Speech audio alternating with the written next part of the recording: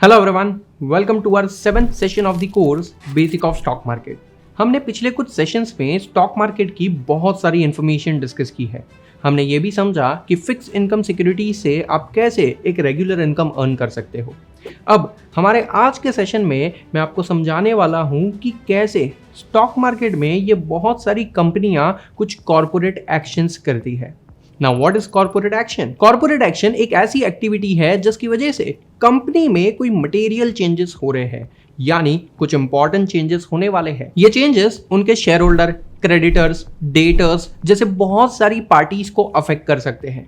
जो लोग कंपनी से जुड़े हुए होते हैं उन्हें जनरली हम स्टेक होल्डर्स कहते हैं, और इन सारे स्टेक होल्डर्स को ये कॉर्पोरेट एक्शन से या तो पॉजिटिव या तो नेगेटिव इंपैक्ट हो सकता है। लेकिन अब आप ये सोच रहे होंगे कि हम क्यों इन कॉर्पोरेट एक्शंस के बारे में बात कर रहे हैं। Well, as a share holder आप इन कॉर्पोरेट एक्शंस का बेनिफिट लेकर उससे ढेर सारे पैसे कमा सकते हो। जी हाँ, आपने सही सुना। मैं खुद भी कॉर्पोरेट एक्शंस के बेसिस पर स्टॉक मार्केट में बहुत सारी ट्रेडिंग एक्टिविटीज करता हूँ, जिससे अच्छे खासे पैसे भी मिल जाते हैं। आइए मैं आपको एक एक करके सारी कॉर्पोरेट एक्शंस डिटेल में समझाता हूँ। आज हम मेनली 7 कॉर्पोरेट एक्शंस की बात करने वाले हैं, including dividend, spin off, buyback, bonus issue, right issue, merger, demerger, etcetera etcetera. तो आइए शुरू करते हैं। सबसे पहले हम बात करते हैं डिविडेंड की। डिविडेंड का मतलब होता है distribution of profit among the share holders. Company साल भर में जितना भी प्रॉफिट अर्न कर लेती है उसके 2 पार्ट होते हैं। एक वो हिस्सा जो कंपनी सेविंग्स के तौर पर बचा के रखना चाहता है for future growth and expansion, जिसे हम जनरली रिजर्व एंड सरप्लस कहते हैं, और दूसरा वो हिस्सा जो वो अपने शेयर होल्डर्स को डिस्ट्रीब्यूट करना चाहता है in the form of dividend. Assume कीजिए आपने रिलायंस के 100 शेयर्स खरीद लिए हैं, बट आपको सालों से उसके ऊपर कोई रिटर्न ही नहीं मिल रहा है। आपको कितना बुरा लगेगा कि कंपनी एक तरफ इतने प्रॉफिट अर्न करते जा रही है लेकिन हमें as a share holder, as an investor कोई रिटर्न ही नहीं मिल रहा है।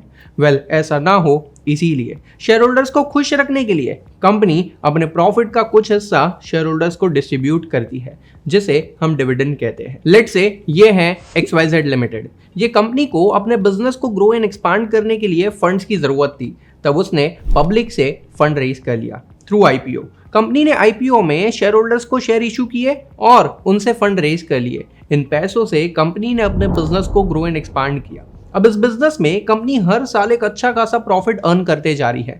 आपको क्या लगता है, क्या कंपनी ने अपने इन्वेस्टर्स को, शेयर होल्डर्स को उस प्रॉफिट का कुछ हिस्सा बांटना चाहिए? Of course yes. तो कंपनियां ऐसा ही करती हैं। कंपनियां अपने प्रॉफिट का कुछ हिस्सा अपने इन्वेस्टर्स यानी कि शेयर होल्डर्स में डिस्ट्रीब्यूट कर देती है, जिसे हम डिविडेंड कहते हैं। लेकिन हर कंपनी सेम अमाउंट नहीं देती है। कुछ कंपनी ज्यादा डिविडेंड पे करेगी, कुछ कंपनियां कम डिविडेंड पे करेगी। तो सर, हमें कौन सी कंपनी के शेयर्स लेने चाहिए? क्या वो कंपनी के शेयर जो ज्यादा डिविडेंड देती है या वो कंपनी के शेयर्स जो हमें कम डिविडेंड देती है? वेल, ये डिपेंड करता है। ये डिपेंड करता है कंपनी के फ्यूचर प्लान्स पर।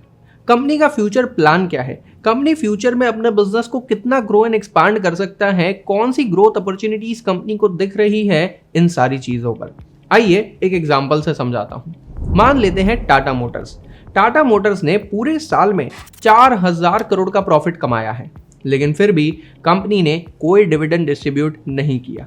अब आप पूछोगे, आखिर कंपनी ने ऐसा क्यों किया? क्या कंपनी अपने शेयर होल्डर्स को कोई बेनिफिट नहीं देना चाहती है? वेल, बात ऐसी नहीं है। बात दरअसल ये है कि कंपनी को अपने बिजनेस की ग्रोथ एंड एक्सपांशन पर फोकस करना है। अगर ये 4000 करोड़ रुपए कंपनी अपने शेयर होल्डर को दे देगी तो कंपनी ग्रो एंड एक्सपांड नहीं कर पाएगी। वहीं अगर कंपनी ने ये 4000 करोड़ से एक नया प्लांट सेटअप कर दिया जहां पे वो और भी ज्यादा गाड़ियों की मैन्युफैक्चरिंग कर पाएगी, तो कंपनी का सेल्स भी बढ़ेगा और प्रॉफिटेबिलिटी भी बढ़ेगी। तो दोस्तों, जो कंपनी के पास फ्यूचर के ग्रोथ एंड एक्सपांशन के बहुत बड़े बड़े प्लान्स होते हैं, वो कंपनियां जनरली डिविडेंड पे नहीं करती है। But that does not mean कि कंपनी बुरी है। या फिर ऐसी कंपनियां जिसे अपने बिजनेस पर बहुत ज्यादा भरोसा है, उसे लगता है कि वो मेजॉरिटी पैसा अपने बिजनेस में ही री इन्वेस्ट करना चाहती है rather than distributing profits among the shareholder, ऐसी कंपनियों के share price over a period of time बहुत ज्यादा ग्रो करते हैं। आइए मैं एक एग्जांपल देता हूं। ये देखिए, ये है MRF कंपनी के शेयर प्राइस। MRF कंपनी के शेयर प्राइस आज से करीब 10 साल पहले कुछ यहां पर थे, और आज वो यहाँ पहुंच गए हैं। पिछले 10 सालों में कंपनी ने शेयर होल्डर को बहुत छोटा अमाउंट एज डिविडेंड दिया है। कभी कभी कंपनी 1 रुपया, कभी कभी कंपनी 2 रुपया और कभी कभी 3 रुपया डिविडेंड दे देती है। अब आप ही सोचिए, इतने महंगे शेयर के सामने सिर्फ 3 रुपए का डिविडेंड कितना बुरा लगेगा। लेकिन शेयर होल्डर को पता है कि कंपनी अपने मेजॉरिटी प्रॉफिट्स को री इन्वेस्ट कर रही है, वो अपने प्लांट की कैपेसिटी बढ़ा रही है, प्रोडक्शन बढ़ा रही है, जिससे over a period of time company का प्रॉफिट भी तेजी से बढ़ रहा है। इन सब का इंपैक्ट इनडायरेक्टली कंपनी के शेयर प्राइस पर हो रहा है और इसीलिए कंपनी के शेयर होल्डर इतना कम डिविडेंड मिलने पर भी बहुत खुश है, क्योंकि भले कंपनी डिविडेंड कम दे रही है लेकिन कंपनी की सेल्स, प्रॉफिटेबिलिटी और ग्रोथ की वजह से कंपनी के शेयर प्राइस तेजी से बढ़ते जा रहे हैं। लेकिन ये स्टोरी हर कंपनी के लिए सेम नहीं है। कुछ कंपनियां ऐसी होती हैं जिसमें ग्रोथ के कोई चांसेस ही नहीं है, क्योंकि उन कंपनियों के प्रोडक्ट की डिमांड ऑलमोस्ट फिक्स होती है। एग्जाम्पल के तौर पे कोल इंडिया। कोल इंडिया कंपनी का मेजर बिजनेस क्या है? ये कंपनी एक गवर्नमेंट यूनिट है, यानी कि पब्लिक सेक्टर यूनिट। इसका majority stake central government own करती है और इसीलिए कंपनी बहुत हाई डिविडेंड पे करती है। इस कंपनी का बिजनेस मॉडल बहुत सिंपल है, आइए मैं समझाता हूँ। कंपनी माइन से कोल एक्सट्रैक्ट करके लेके आती है और ये पावर मैन्युफैक्चरिंग कंपनीज को सप्लाई कर देती है। इसमें कंपनी को क्लियर कट प्रॉफिट मार्जिन मिल जाता है, क्योंकि ये कंपनी एक मोनोपोली है। इंडिया भर में जितने भी कोल माइंस हैं उसमें से मेजॉरिटी कोल माइंस में कोल एक्सट्रैक्ट करने की पावर सिर्फ यही कंपनी के पास है। कोई भी प्राइवेट कंपनी ये काम नहीं कर सकती है बिना गवर्नमेंट अप्रूवल के। अब देखा जाए तो कोल इंडिया कंपनी की प्रॉफिटेबिलिटी बहुत अच्छी है। ये कंपनी अपने 200 से 220 रुपए के शेयर पर करीब 15 से 20 रुपए पर शेयर का डिविडेंड पे कर देती है, which is almost 10% on your investment. अब आप सोचोगे सर सारी कंपनी इतना डिविडेंड क्यों नहीं देती है? वेल, मैं आपको समझाता हूँ। ये कंपनी को अपने बिजनेस को ग्रो एंड एक्सपांड नहीं करना है, क्योंकि कोल की डिमांड उतनी ही रहने वाली है। अगर कंपनी ज्यादा कोल एक्सट्रैक्ट कर देगी तो नंबर 1 हमारे रिजर्व्स बहुत तेजी से खत्म होने लगेंगे। नंबर 2, और पावर की जो डिमांड है वो एक फिक्स डिमांड है। ऐसा नहीं है कि ज्यादा इलेक्ट्रिसिटी होने से हम 2-2 फैन चलाने लगेंगे या हम 4-4 एसी चलाने लगेंगे। हमें जितनी जरूरत है जनरली हम उतने ही एसी और फैंस चलाएंगे। तो कहने का मतलब ये है, कुछ कंपनियां ऐसी होती है जिसकी डिमांड फिक्स होती है। उन कंपनी की डिमांड उतनी ही होने की वजह से उन्हें ज्यादा ग्रोथ एंड एक्सपांशन के बारे में नहीं सोचना है। हाँ, ये बात सही है कि जैसे जैसे इंडिया डेवलप होते जा रहा है, इलेक्ट्रिसिटी का कंजम्पशन बढ़ते जा रहा है एंड अकॉर्डिंगली कंपनी धीरे धीरे ग्रो कर रही है। कंपनी को एक्सपोनेंशियली ग्रो करने की जरूरत नहीं है, इसीलिए कंपनी अपने प्रॉफिट का मेजॉरिटी हिस्सा अपने शेयर होल्डर को डिविडेंड के तौर पे डिस्ट्रीब्यूट कर देती है। और यही एक रीजन है जिस वजह से कंपनी के शेयर प्राइस सालों से यहीं चल रहे हैं। कंपनी के शेयर प्राइस बहुत ज्यादा तेजी से नहीं बढ़ रहे हैं, क्योंकि ये कंपनी में ग्रोथ की बहुत ज्यादा अपॉर्चुनिटी अवेलेबल नहीं है। तो दोस्तों याद रखना, 2 टाइप के स्टॉक होते हैं, एक डिविडेंड स्टॉक और दूसरी growth stock.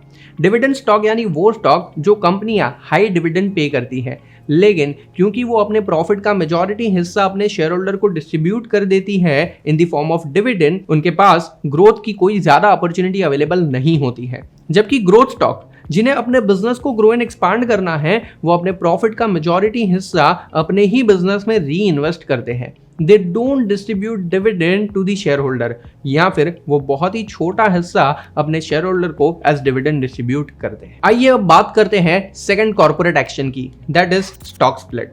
Now what is stock split? कभी कभी कंपनी के शेयर प्राइस बहुत ज्यादा बढ़ जाते हैं, इस वजह से रिटेल इन्वेस्टर या छोटे इन्वेस्टर उन कंपनी के शेयर को खरीद नहीं पाते हैं। इसीलिए कंपनी क्या करती है, रिटेल इन्वेस्टर्स का पार्टिसिपेशन बढ़ाने के लिए और उस शेयर की प्राइस कम करने के लिए वो अपने स्टॉक को छोटे छोटे टुकड़ों में डिवाइड कर देती है। इसे हम कहते हैं स्टॉक स्प्लिट। एग्जाम्पल के तौर पे टाटा स्टील ने अपने एक शेयर को 10 टुकड़ों में डिस्ट्रीब्यूट कर दिया था। क्यों? क्योंकि टाटा स्टील के एक शेयर की वैल्यू 1000 रुपए चल रही थी। अब क्योंकि शेयर प्राइस इतने ज्यादा बढ़ गए थे, ज्यादा रिटेल इन्वेस्टर, छोटे मोटे इन्वेस्टर ये शेयर्स खरीद नहीं रहे थे। ऐसे रिटेल इन्वेस्टर्स को पार्टिसिपेट करवाने के लिए कंपनी ने स्टॉक स्प्लिट अनाउंस किया इन द रेशियो ऑफ 10:1, यानी हर एक शेयर को कंपनी 10 छोटे छोटे टुकड़ों में डिवाइड कर देगा। और ऐसा ही हुआ, कंपनी ने अपने एक शेयर को 10 छोटे छोटे शेयर्स में डिवाइड कर दिया। यानी अगर आपके पास पहले कंपनी के 2 शेयर थे तो अब आपके पास 20 हो जाएंगे। अगर आपके पास पहले कंपनी के 5 शेयर्स थे तो अब वो 50 हो जाएंगे। अब आप तो बहुत खुश होते होंगे, वाओ हमें फायदा हो गया। वेल ऐसा नहीं है, क्योंकि जैसे ये स्टॉक को स्प्लिट किया गया है वैसे ही सेम रेशियो में, सेम प्रोपोर्शन में उसके शेयर प्राइस भी गिर जाएंगे। अब क्योंकि एक शेयर की वैल्यू 1000 रुपए थी, अब 10 शेयर की वैल्यू 1000 रुपए हो जाएगी, यानी एक शेयर 100 रुपीज का हो जाएगा। सो जनरली स्टॉक स्प्लिट क्या होता है? जब भी कंपनी को लगता है कि उसके शेयर प्राइस बहुत ज्यादा बढ़ चुके हैं या कोई और रीजन से कंपनी रिटेल इन्वेस्टर्स का पार्टिसिपेशन बढ़ाने के लिए अपने शेयर की प्राइस को कम करने के लिए स्टॉक स्प्लिट कर देती है। इन दैट केस कंपनी के शेयर की जो फेस वैल्यू होती है वो कम हो जाती है। पहले टाटा स्टील के एक शेयर की फेस वैल्यू 10 रुपए थी, क्योंकि अब कंपनी ने अपने एक शेयर को एक रुपए के 10 टुकड़ों में डिवाइड कर दिया है। अब कंपनी के शेयर की फेस वैल्यू 1 रुपए हो जाएगी। तो पहले अगर आपके पास कंपनी का एक शेयर था जिसकी फेस वैल्यू 10 रुपए थी, अब आपके पास कंपनी के 10 शेयर होंगे जिसकी फेस वैल्यू 1 रुपए होगी। अल्टीमेटली वैल्यू में कोई चेंज नहीं हुआ है और ना ही आपकी होल्डिंग वैल्यू में, यानी मार्केट प्राइस भी उसी प्रपोर्शन में गिरेगा जो प्रपोर्शन में स्टॉक को स्प्लिट किया जाएगा। लेकिन अब आप बोलोगे सर ये स्टॉक स्प्लिट से तो हम कमा ही नहीं सकते। वेल आपकी बात सही है, लेकिन मैं आपको एक फैक्ट बताता हूं। जब भी कंपनी ऐसे स्टॉक स्प्लिट अनाउंस करती है ना, यानी कि शेयर के प्राइस कम होने वाले हैं ना, तो ज्यादा इन्वेस्टर इसको खरीदने आते हैं। अब क्योंकि किसी भी चीज को ज्यादा लोग खरीदने आते हैं, यानी कि डिमांड बढ़ जाती है, तो उसके प्राइसेस ऑटोमेटिकली बढ़ जाते हैं। तो हमेशा ऐसा ही होता है, जब भी कंपनी कोई स्टॉक स्प्लिट अनाउंस करती है तो जनरली उस शेयर के प्राइस बढ़ने लगते हैं। बहुत ज्यादा नहीं, बट एटलीस्ट 10 to 20% बढ़ जाते हैं। लेकिन दोस्तों ये सिर्फ अच्छी कंपनी के केस में होता है। एग्जाम्पल के तौर पे कुछ छोटी मोटी कंपनियां ऐसे ही अपने स्टॉक को स्प्लिट करती रहती है और 10 रुपए के शेयर को 2-2 रुपए का बना देती है, बट फिर भी कोई इन्वेस्टर उसमें पार्टिसिपेट नहीं करता है, उन शेयर्स को खरीदने की कोशिश नहीं करता है। तो ऐसे शेयर के प्राइस उससे नहीं बढ़ते हैं। बट अगर अच्छी कंपनी के शेयर जो कि पहले बहुत महंगे थे उसको अगर स्प्लिट किया जाए ताकि ज्यादा इन्वेस्टर पार्टिसिपेट कर पाए, तो यस उसमें डिमांड क्रिएट होती है। एग्जाम्पल के तौर पे मान लेते हैं ये MRF का शेयर जो आज करीब 90,000 के आसपास चल रहा है। अगर कंपनी इसमें स्टॉक स्प्लिट अनाउंस कर दे इन द रेशियो ऑफ 10:1, यानी कि एक शेयर को कंपनी 10 छोटे छोटे टुकड़ों में डिवाइड कर दे, तो दोस्तों एक शेयर की वैल्यू हो जाएगी 9,000 रुपए। अब क्योंकि पहले ये शेयर बहुत महंगा था, मैं चाहकर भी ये नहीं ले पा रहा था, लेकिन क्योंकि अब इसकी वैल्यू बहुत कम हो चुकी है, मैं शायद एक शेयर खरीद सकता हूं। और मेरे जैसे बहुत सारे लोग होंगे जो शायद 80-90 हजार का शेयर नहीं खरीद पा रहे थे, लेकिन 9-10 हजार का शेयर खरीद सकते हैं। In that case automatically demand बढ़ने लगेगी और प्राइस थोड़े से ऊपर आ जाएंगे। लेकिन दोस्तों ये जरूरी नहीं है कि स्टॉक स्प्लिट के बाद प्राइस ऊपर ही जाए। आइए अब बात करते हैं अगले कॉर्पोरेट एक्शन की, दैट इज बोनस इशू। जब भी किसी कंपनी का प्रॉफिट सब्सटेंशियली बढ़ने लगता है, यानी कि प्रॉफिट बहुत ज्यादा तेजी से बढ़ने लगता है, तो कंपनी अपने शेयर होल्डर्स को रिवॉर्ड देने के लिए बोनस शेयर्स देती है। जैसे एम्प्लॉइज को दिवाली के वक्त धंधा ज्यादा होता है तो सेठ बोनस देता है, सिमिलरली कंपनी को जब ओवरऑल प्रॉफिटेबिलिटी बहुत ज्यादा होने लगती है तब कंपनी भी अपने शेयर होल्डर को रिवॉर्ड के तौर पे बोनस देती है। और ये बोनस में कंपनी क्या देगी? बोनस के तौर पे कंपनी अपने एग्जिस्टिंग शेयर होल्डर्स को additional shares free of cost देती है। जी हाँ, आपने सही सुना। अगर आप कंपनी के एग्जिस्टिंग शेयर होल्डर हो तो आपको additional share free of cost मिलेंगे। एग्जाम्पल के तौर पे अगर कंपनी ने बोनस का रेशियो अनाउंस किया है 1:2, यानी हर 2 शेयर के बदले में 1 बोनस शेयर फ्री। अगर आपके पास कंपनी के 2 शेयर्स है तो आपको 1 शेयर फ्री में मिलेगा और अब आपके पास टोटल 3 शेयर हो जाएंगे। जिसके पास कंपनी के 4 शेयर्स है उन्हें 2 बोनस शेयर्स मिलेंगे और उनके पास टोटल 6 शेयर हो जाएंगे। जिसके पास कंपनी के 10 शेयर है उसे 5 बोनस शेयर मिलेंगे। जिसके पास कंपनी के 50 शेयर है उसे 25, और जिसके पास कंपनी के 100 शेयर है उसे 50 बोनस शेयर्स मिलेंगे और उसके टोटल शेयर होल्डिंग 150 शेयर्स की हो जाएगी। तो अब आप ये सोचेंगे कि जो कंपनी बोनस शेयर अनाउंस करती है हमें उस कंपनी के शेयर खरीद लेने चाहिए ताकि हम उसके एग्जिस्टिंग शेयर होल्डर बन जाए और हमें इस बोनस इशू का बेनिफिट मिल जाए। वेल, इसमें कोई फायदा नहीं है। आइए मैं आपको समझाता हूं। जब भी कंपनी बोनस इशू अनाउंस कर दी है ना, तो अनाउंसमेंट के वक्त थोड़ी सी हाइप क्रिएट होती है और बहुत सारे लोग ये कंपनी के शेयर्स खरीदते हैं। डिमांड बढ़ जाती है, प्राइस थोड़े से ऊपर आ जाते हैं, लेकिन इवेंचुअली इससे कोई फायदा नहीं होता है। क्यों? आइए मैं समझाता हूं। Let's say XYZ limited company ने अपने कंपनी के बोनस शेयर्स अनाउंस किए हैं इन द रेशियो ऑफ 1:2, यानी जिसके पास कंपनी के 2 शेयर्स है उसे एक एडिशनल शेयर मिलेगा in the form of bonus share. लेकिन इससे कंपनी के मार्केट प्राइस में गिरावट आ जाएगी। आइए मैं आपको समझाता हूं। अगर कंपनी का शेयर प्राइस पहले 300 रुपए पर ट्रेड हो रहा था, एक शेयर 300 रुपए, अब मान लेते हैं मेरे पास कंपनी के 2 शेयर्स है, यानी मेरी होल्डिंग वैल्यू हो गई 600 रुपए की, 300 रुपए वाले 2 शेयर। लेकिन क्योंकि अब मुझे कंपनी ने एक और शेयर बोनस के तौर पे दे दिया है, तो अब मेरे पास 3 शेयर हो जाएंगे और इसीलिए शेयर की मार्केट प्राइस गिरकर 200 रुपए हो जाएगी। क्योंकि फंडामेंटली कंपनी के अंदर कोई चेंज हुआ ही नहीं है, ना कंपनी की सेल्स, ना कंपनी का प्रॉफिट, ना कंपनी के एसेट्स, ना कंपनी की लायबिलिटीज, कुछ चेंज नहीं हुआ है। यहां कंपनी ने सिर्फ अपने शेयर होल्डर को खुश रखने के लिए एडिशनल शेयर्स बोनस के तौर पे दे दिए हैं।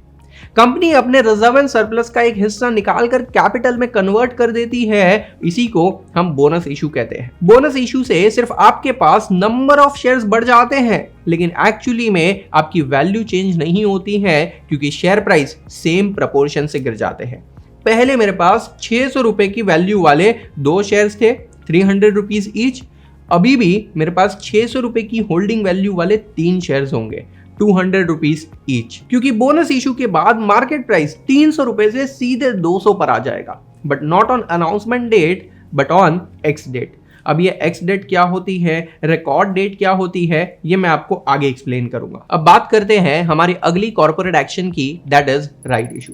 जब भी कंपनी को अपने बिजनेस को ग्रो एंड एक्सपांड करने के लिए एडिशनल फंड चाहिए होते हैं, तब कंपनी के पास 2 ऑप्शन होते हैं। अगर वो एक नई कंपनी है जिसने अभी तक कभी पब्लिक से फंड रेज नहीं किया है तो आईपीओ। लेकिन एक ऐसी कंपनी जिसने ऑलरेडी पब्लिक से फंड रेज कर लिया है, तो उसके पास 2 ऑप्शन होते हैं। नंबर 1, फर्दर पब्लिक ऑफर, यानी फिर से पब्लिक से पैसा ले लो, या फिर राइट इशू, जहां कंपनी अपने एग्जिस्टिंग इन्वेस्टर से ही पैसा लेती है। इससे फायदा क्या होता है, इसमें कंपनी को खर्चा कम होता है, क्योंकि एक पब्लिक इशू रेज करने के लिए कंपनी को बहुत बड़े एक्सपेंडिचर लेने पड़ते हैं। कंपनी को प्रोस्पेक्टस ड्राफ्ट करना है, बहुत सारी मार्केट इंटरमीडिएट्स को अपॉइंट करना है, मार्केटिंग करनी है, एडवर्टीजमेंट करनी है, एक्सेट्रा एक्सेट्रा। लेकिन राइट इशू में ये सब करने की जरूरत नहीं है।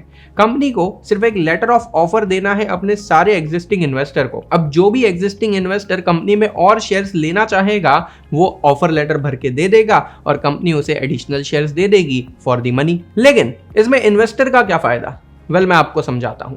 एज एन इन्वेस्टर आप ये सोचोगे, क्योंकि मैं इस कंपनी के शेयर्स ऑलरेडी होल्ड कर रहा हूं, तो मुझे कुछ बेनिफिट मिलना चाहिए, तो कंपनी यहां पर आपको शेयर मार्केट से कम प्राइस पर देगी।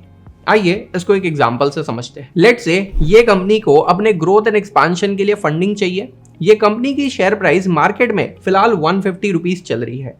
कंपनी ने एक राइट इशू अनाउंस किया, जहां पे वो सिर्फ अपने एग्जिस्टिंग इन्वेस्टर से पैसे लेने चाहती है और उनको एडिशनल शेयर इशू करने के लिए रेडी है। यहां पर कंपनी ये right issue 100 rupees per announce कर रही है इन द रेशियो ऑफ 1:4, यानी जिन इन्वेस्टर के पास कंपनी के 4 शेयर्स है, उन्हें एक राइट शेयर लेने का बेनिफिट मिलेगा, और वो भी 100 रुपए पर।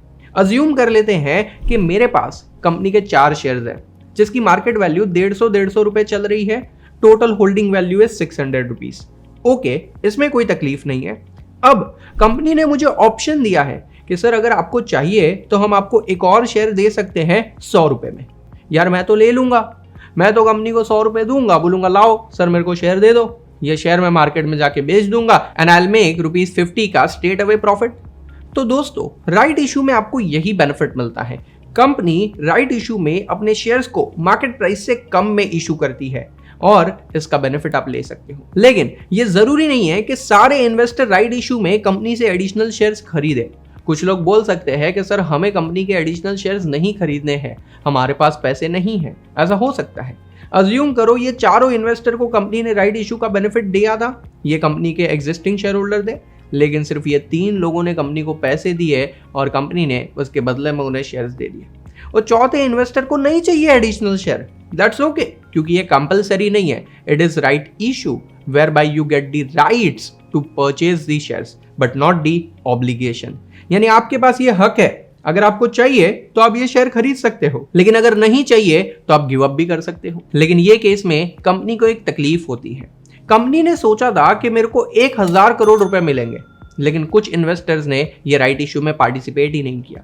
उन्होंने राइट शेयर्स के लिए अप्लाई ही नहीं किया और इस वजह से कंपनी के पास सिर्फ 800 करोड़ रुपए ही आए।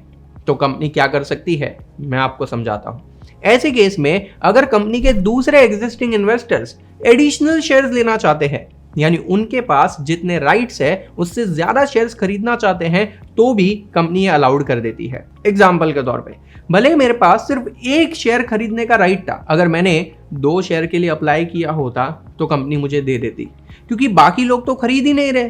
कंपनी को वैसे भी 200 करोड़ रुपए और चाहिए, तो जो जो एडिशनल शेयर्स लेने आएगा कंपनी उनको शेयर्स दे देगा। इस तरीके से राइट इशू में एग्जिस्टिंग इन्वेस्टर ज्यादा शेयर्स के लिए अप्लाई करके भी एडिशनल प्रॉफिट अर्न कर सकते हैं, क्योंकि मैं जितने ज्यादा शेयर्स खरीदूंगा उतना ज्यादा प्रॉफिट हो जाएगा। मार्केट प्राइस 150 है, राइट इशू 100 रुपीज पे है, मुझे पर शेयर पे 50 रुपीज का प्रॉफिट दिख रहा है।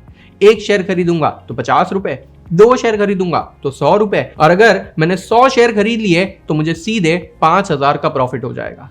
तो इस तरीके से राइट इशू में आप जितने चाहो उतने शेयर्स खरीद सकते हो, प्रोवाइडेड अगर बाकी इन्वेस्टर्स ने पैसा नहीं लगाया होगा तो कंपनी आपको शेयर्स अलॉट कर देगा। Now moving towards the next corporate action, that is merger.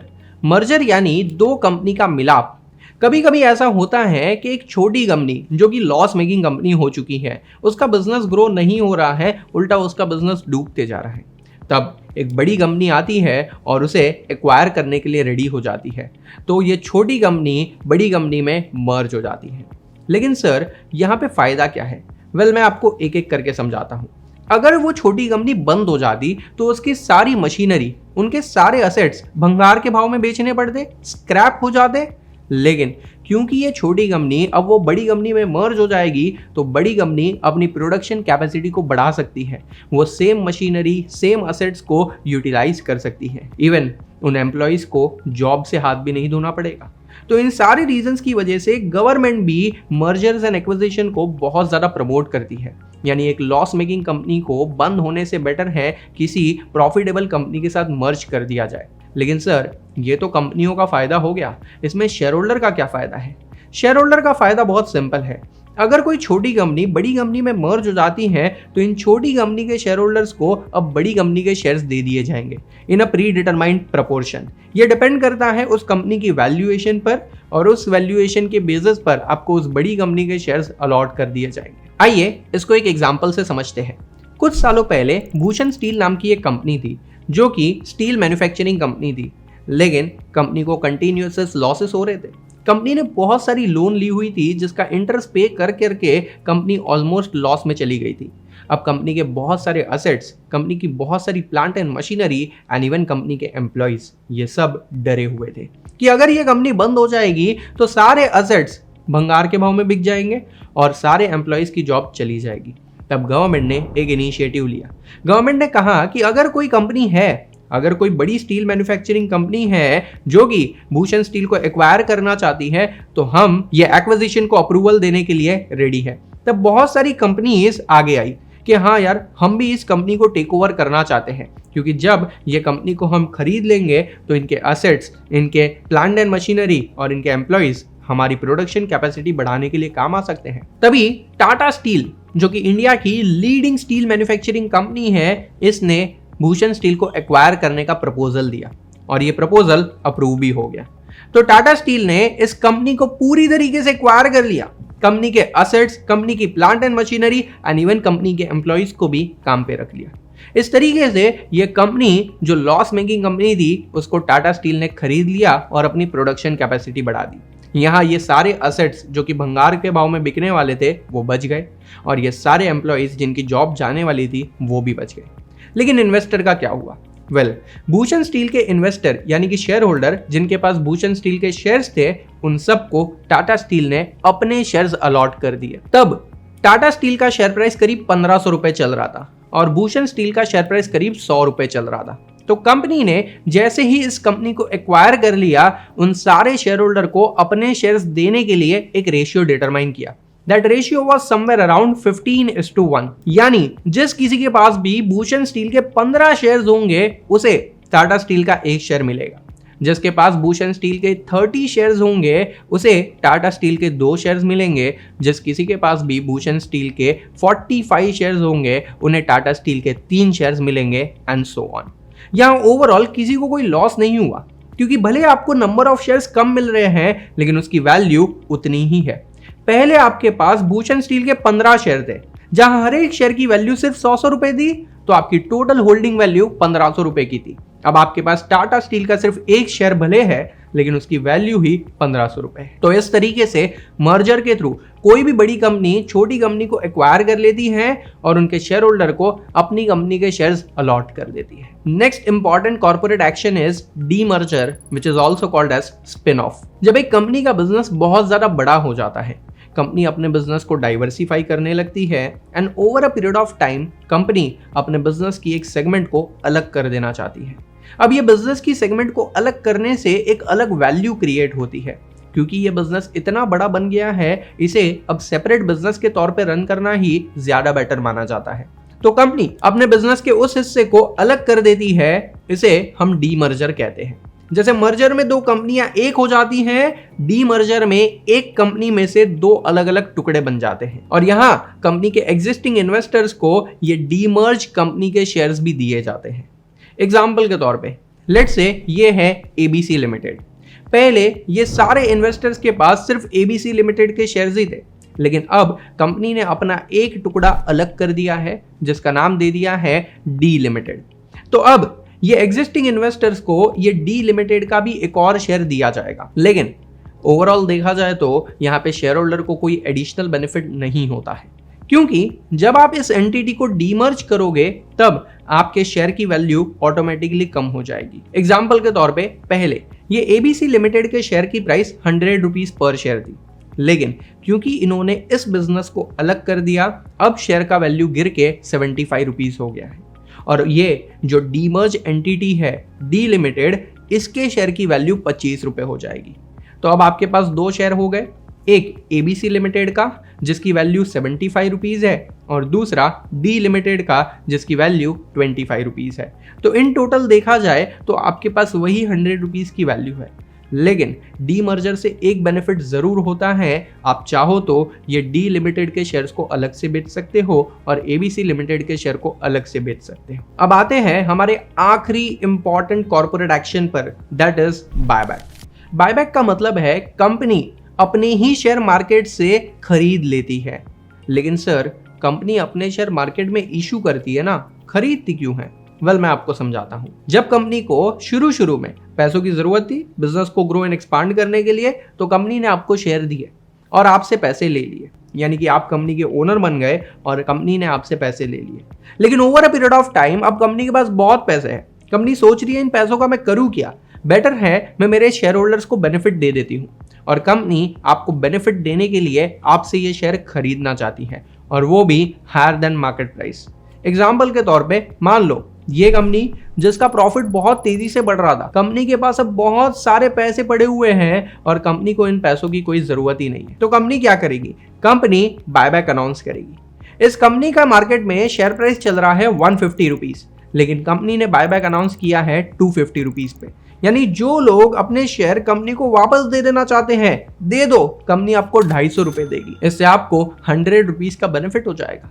अब आप सोचोगे सर फिर तो सारे ही लोग रिटर्न दे देंगे। वेल, ऐसा नहीं है। यहां बायबैक के दौरान कंपनी अपने सारे शेयर्स बायबैक नहीं करेगी, कंपनी एक रेशियो डिटरमाइन करेगी।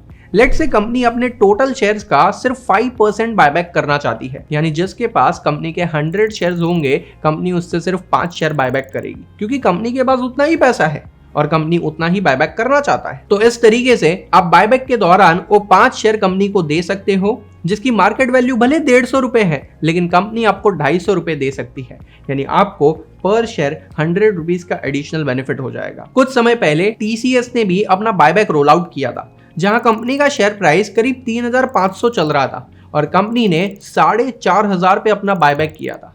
तब बहुत सारे रिटेल इन्वेस्टर्स ने इस बायबैक में पार्टिसिपेट किया था और बहुत सारे रिटेल इन्वेस्टर के शेयर्स कंपनी ने बायबैक कर भी लिए थे। मैंने पर्सनली भी इस बायबैक में पार्टिसिपेट किया था। मेरे पास टीसीएस के 40 शेयर थे, वो 40 में से कंपनी ने 15 शेयर्स बायबैक कर लिए, यानी मुझे हर एक शेयर पर 1000 रुपए का प्रॉफिट हो गया क्योंकि मैंने वो शेयर 3500 में खरीदे थे और कंपनी ने उसे 4500 में बायबैक किया था। तो दोस्तों, इस तरीके से आप भी बायबैक में पार्टिसिपेट कर सकते हो और बायबैक से पैसे कमा सकते हो।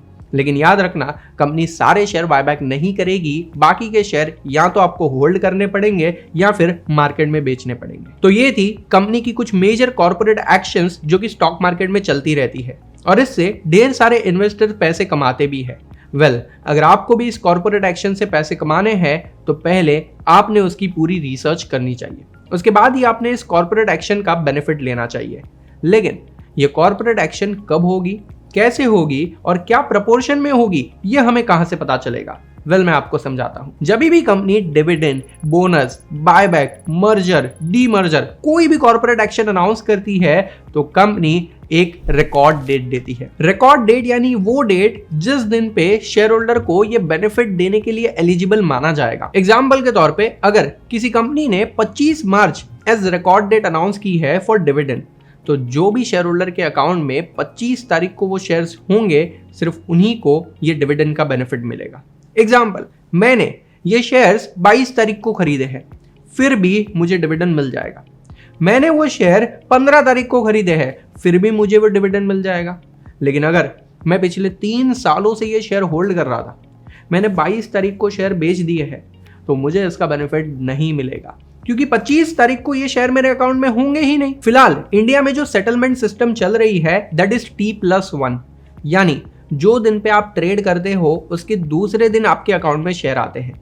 तो अगर कंपनी ने 25 तारीख को एज रिकॉर्ड डेट अनाउंस किया है तो आपने कोई भी हालत में 24 तारीख के पहले पहले ये शेयर खरीद लेने पड़ेंगे ताकि 25 तारीख को आपके अकाउंट में ये शेयर्स आ जाए। और जब कंपनी अपने शेयर होल्डर्स की लिस्ट बनाएगी वो आर एलिजिबल फॉर डिविडेंड, तो उसमें आपका भी नाम आ जाए।